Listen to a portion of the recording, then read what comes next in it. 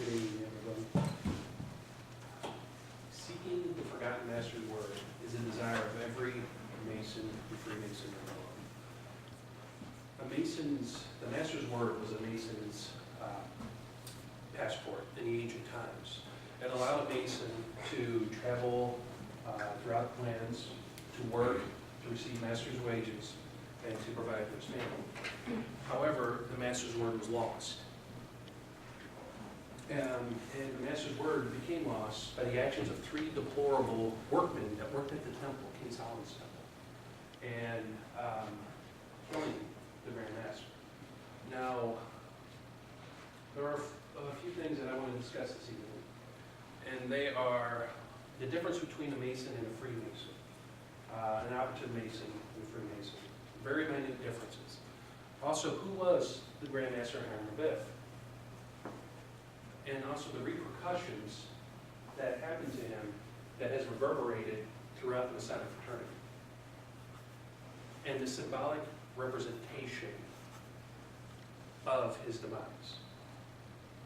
Now, Grand Master Hiram Abiff was a son of a widow. And symbolically, in Masonry, that's very important to us because of the obligation that we take.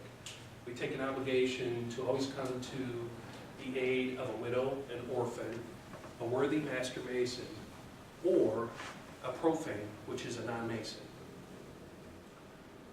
He was a widow. Historically, we're not given too much information on his father or how his father passed, but all we are told is that he was the son of a widow. He was a very gifted artisan, a worker of metals. In fact, he was so good that he gained the attention and the favor of the most excellent King Solomon. Now, at the time, it was 832 BCE, and King Solomon was building one of the greatest structures of the ancient times, King Solomon's temple. It was dedicated to God, and it was also the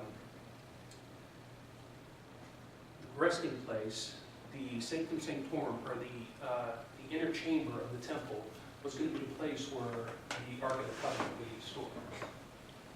Now, King Solomon spared no expense when he was building this temple.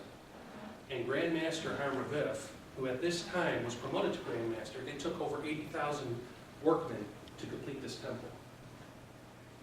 And Grand Master Hiram Abiff was in charge of designing and making sure that the craftsmen worked every day. So, one day, as was his daily routine, Grand Master Hiram Abiff went into the inner sanctum sanctorum, or the inner chamber of the most holy of holies, to pray and to give his divination to deity. When he was leaving out of the west gate, before he would draw upon the trestle board and give the workmen their plans for the day, for the next day, he was assaulted by one of the workmen desiring the master's word. The master's word was not given until the temple was complete, until the projects were complete that permitted him to travel. The first workman was Jubilat, and he was one of the most gifted workmen in operative masonry. And after arguing with the Grand Master, he struck the Grand Master. Fleeing, Grand Master Hiram Abiff went out the west gate, where he was again assaulted by another workman, who also demanded the master's word. Since the temple was not complete, he would not give the word, he was struck. He was in pretty bad shape. So he went out to the east gate, where he was met by the third and last ruffian. And this time the ruffian, the workman, begged the Grand Master to give him the word after being denied twice and killed the Grand Master. So what they did is they took and buried his body in rubble temporarily until midnight, which is very symbolic in Masonry. And at midnight they gathered and took him to the top of Mount Moriah and buried him and planted an acacia twig as a marker, and they dispersed. They tried to leave the country and they couldn't because they didn't have the master's word. So the next day the craftsmen were confused because there was nothing upon the trestle board, no instructions on how they were going to work. This made it back to King Solomon. King Solomon ordered that the workmen go and search for a Grand Master and the three missing workmen, because they had took attendance. They searched the whole countryside, and they came upon Mount Moriah.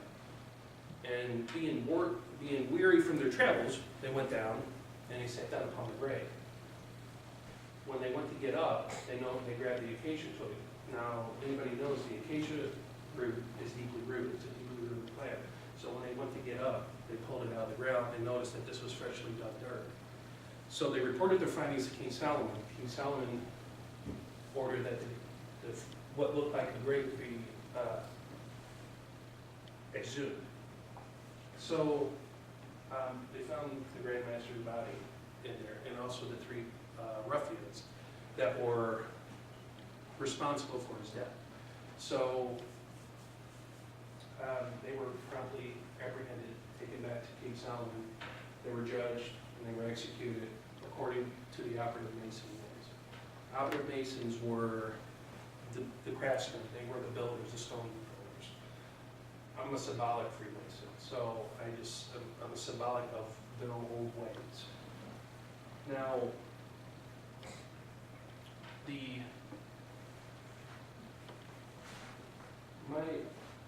my goal, and I've been in the masonry for over 20 years, so this story is very passionate to me because it represents so many things, and I could spend hours telling you about just, the fraternity and stories and stuff. But my passion is to know everything that I can about Masonic fraternity, the stories, the parables. And the reason being is because I want to know, one day, I want to know the lost master's word, and that's every desire of a Freemason. Because I know that the temple won't be built here on earth. It's going to be a heavenly temple. And my hope is that one day I'll be able to admit it into this temple, and in doing so be under the watchful eye of the Grand Master for all eternity in the heavenly kingdom. Thank you.